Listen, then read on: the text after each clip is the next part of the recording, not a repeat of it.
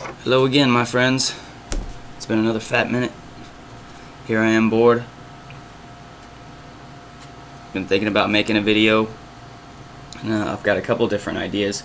I want to do one about mythology a little bit, biblical mythology. I want to do one about mushrooms again.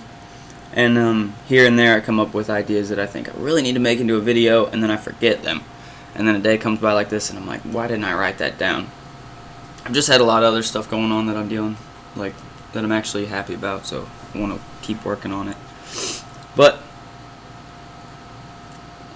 anyways, I guess I'll tell you. The other day, I was listening to something, and it reminded me why I thought originally mushrooms could save the planet. And there's probably more than one way that they actually could. And some are more outlandish than others, but I kind of wanted to explain what I thought about. So there's an evolution aspect to it, and there's a alien hoopla aspect to it, and this is how mushrooms can save the planet. So when you listen to Terence McKenna for a long time, you start to get the idea, you start to get it through your head what he's kind of talking about. Some of his general stuff he beats around. He talks and talks and talks about it. You start to get what he's saying. So when people do tons of mushroom trips over the years, they kind of start to try to categorize and make sense of it all, and not just each trip that they have, but maybe what's common from trip to trip to trip, from person to person. And there's kind of like ways you can explain that, what's happening to everybody. Like when I did mushrooms, I definitely felt like I was like, if there was a disc in my brain, a record player or a computer, that it was moving too quickly and it was malfunctioning. It was just glitching up.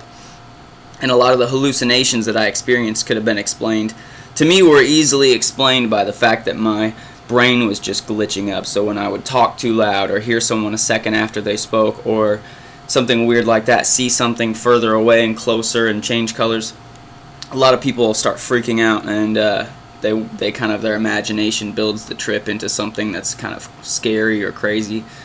But if you're kind of hard-headed like me, and you're trying to observe what happens to you, you can kind of see like, oh, I see why some people think this is poison. I see why some people think this is whatever.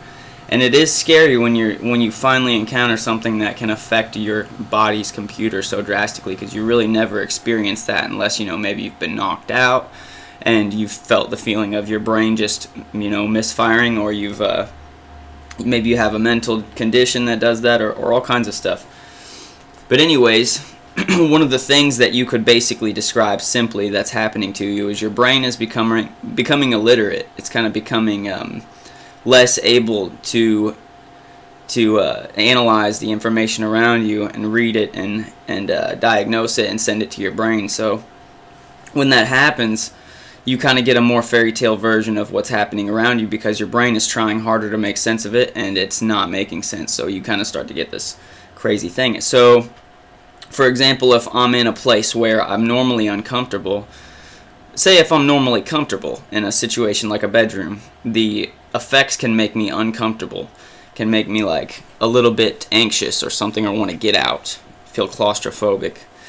And then again, if I do them in a place where I'm usually uncomfortable, like excessively uncomfortable, it'll kind of even you out, where you don't remember why you're supposed to be uncomfortable with these surroundings. And I used an example of like a spider in nature before.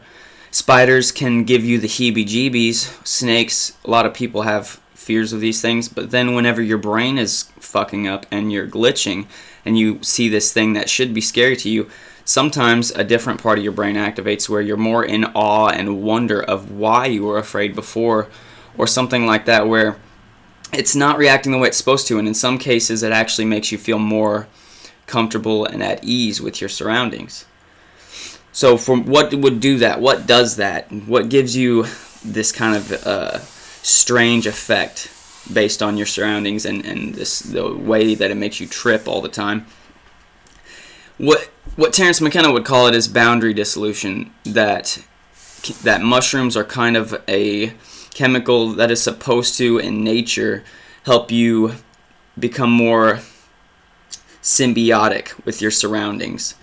So the more mushrooms you do, and the more you would become comfortable in an uncomfortable environment, the more you'd kind of become at home in those places. And the equilibrium of those places is controlled by fungus most of the time. So you're like, there's a kind of a strange connection between how fungus can not only mediate an ecosystem, but also then influence the highest level of animal that also can mediate that ecosystem through their intelligence. Like the fact that it kind of reaches all branches of the evolutionary hierarchy is pretty cool. But anyways, boundary dissolution you can think of as reprogramming your brain. Kind of putting it in an more open-minded situation, more suggestible, so that when things come in, you can kind of reanalyze them in a different way than you did before, and different brain patterns and things like that. And this comes in super handy in some cases, because evolution over many millions of years will implement what succeeds for survival. And sometimes these benefits for survival aren't always beneficial for the rest of the ecosystem or the rest of life. You know what I'm saying? So one of the things that has been set up for many, many, many millions of years is a male dominance hierarchy. So men in a lot of different species, but especially apes and humans, have a dominance hierarchy where they compete for female attention.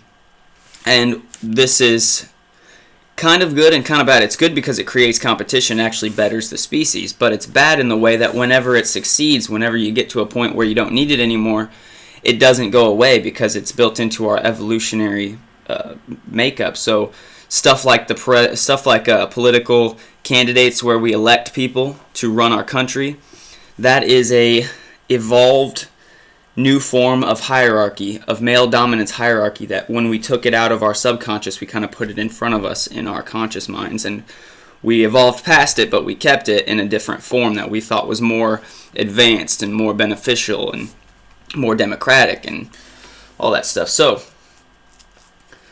what happens is, and I don't want to, this can get kind of a sensitive thing, but I don't believe that there's anything wrong with men as a gender, as a species, or whatever you want to call it. But I do believe that there's a problem in our evolutionary makeup that we just, over the years and years and years, we are essentially the ultimate enemy of the planet. War, bombs, genocide, domination, this comes from the male ego and the evolution of the male ego over millions of years. It's not like to pit a division between male and female. It's just saying that if I am to be honest and say what is the biggest problem for mankind in the long run, it's war. It's self-annihilation, and the only reason that's really perpetuated is not because men are bad people or because there's a ton of bad people in the world, but because people like Hitler and dictators and all kinds of stuff, they're following their natural makeup. They're following what they've been evolved to think is right, and once they abandon societal norms and care for what people think and morals and humanity, they only follow the animalistic tendencies that they've been programmed. So think about, and I don't want to glorify Hitler in any way, so don't think that's what I'm doing, but think about his intention, and I've often thought people had his idea kind of backwards, but he wants to create an Aryan race where blonde-haired and blue-eyed people and no Jews. And if you look at what evolution has programmed us to do over millions of years, it's to spread our DNA as far and wide as possible in the hopes for ultimate survival. And each one is kind of individually designed, each person or ape or whatever, to really only want their seed and genes to go in their families. And that's how you create the competition. So if Hitler was just going off of this idea, then he would have created a future in which all of the traits of these people would have been recessive, and some of the strongest genealogies would have been done away with. So like Jews, if you were trying to make a world of clones, right? Blonde-haired, blue-eyed people are going to easily take your genetic traits, because if Hitler didn't have blonde hair and blue eyes, exactly. If he would have eventually, over millions of years, if he would have succeeded, maybe not even millions, then everybody would have had the same colored eyes as Hitler and the same colored hair, because all the traits before that would have been recessive, blue eyes and blonde hair. So he would have essentially made a world full of his own genes. And on top of that, he had to get rid of anything that he thought would be a competing set of genes. And look at the Bible. Look how old and strong the genes of Asian people are and Jewish people are. And very strong and ancient and old. This was a threat to Hitler. You know what I'm saying? He thought there's a strength in some of these traits that you have to get rid of, because it is a, think of the story of the biblical Jews, how every time they were being dominated by an oppressor that something happened and they rose up and took back control. But that's of course what he was afraid of. So maybe he was tricking everybody, but he was ultimately following what he thought was the point of life and procreation or whatever. And it's not right in any way, but this is the problem we run into. Our evolution is now becoming, bad for us, unhealthy. So how do we get rid of that? How do we combat something that's in our evolution? Well, that's where mushrooms come in, my friends. Psychedelic psilocybin mushrooms that cause boundary dissolution can also cause the death of the ego. And the death of the male ego and boundary dissolution, just to me, is what the doctor prescribes for getting rid of the male dominance hierarchy problem. If we want to ever live in a world without war, we're going to need to reunite with the chemicals that kept that from happening over the longest course of time. And that was the boundary dissolution, ego-killing psychedelic mushrooms. And that creates all kinds of other stuff that I can't get into right now that may be seen as a societal problem also, but the direction we're going, what we would call progressive, is actually all along the lines of what that would do, the mushrooms to us. Mushrooms would actually help us progress in the way that we see progression happening today, because boundary dissolution also comes with the death of the ego, and boundary dissolution comes with the giving up on owning things, on possessing things, the no longer understanding that there's territory and boundaries.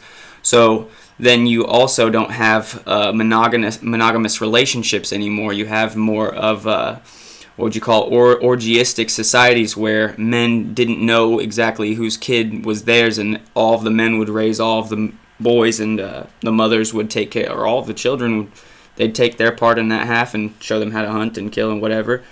And the mothers would always know who their children were from giving birth. So that's why today we still have the strong mother connection and the absent father in a lot of problemed areas. It's because that is an evolutionary thing that's stuck with us, and we need to try to get rid of it again. And maybe you don't agree with everything I'm saying, but I'm saying the remnants of our past are now inhibiting our future. And how do you reprogram yourself?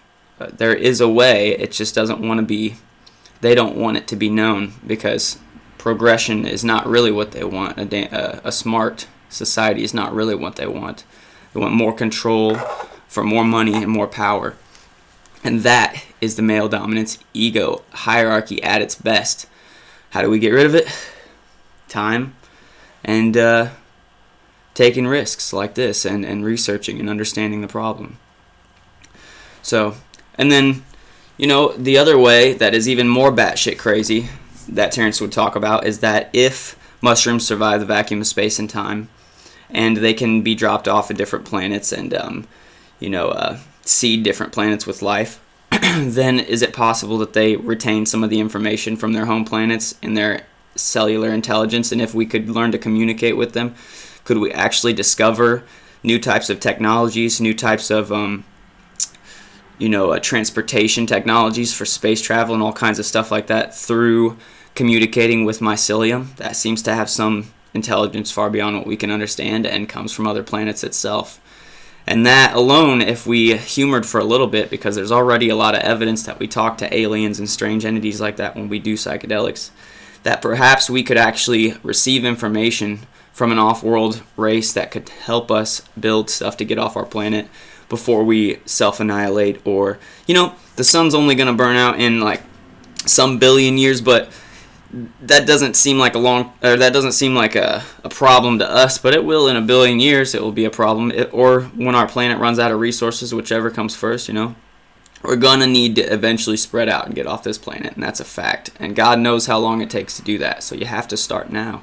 You have to start as soon as you're aware of the problem, thinking about it, and trying to solve it. So Anyways, mushrooms can save the world. Tell me if you agree or if I'm just batshit crazy. Please. Thanks, guys.